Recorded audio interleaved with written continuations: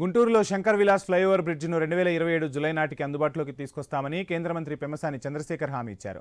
రెండు వైపులా నిర్మాణ పనులు చేస్తే వ్యాపారులకు ఇబ్బంది కలుగుతుందన్నారు.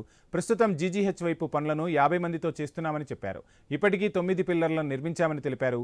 10-15 రోజుల్లో క్రేన్ ద్వారా రైల్వే ట్రాక్పై ఉన్న బ్రిడ్జిను తొలగిస్తామని వెల్లడించారు. ఇక నిర్మాణ పనులు వేగవంతం చేస్తామన్నారు.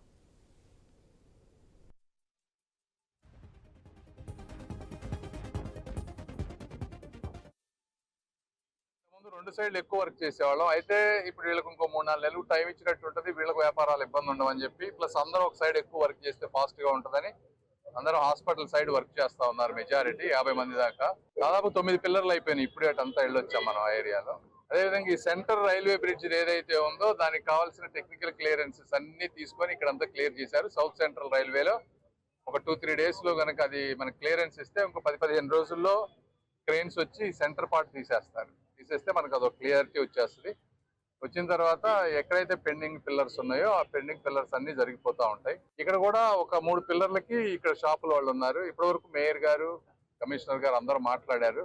ల్యాండ్ ఎక్విజిషన్ లో కావాల్సిన చాలా మంది ఇచ్చారు. కొంతమంది ఉన్నారు. వాళ్ళతో నేను కూడా 2-3 రోజులు కూర్చొని ఒకసారి మాట్లాడి ఇంకేదన్నా ఉంటే క్లియర్ చేస్తాను.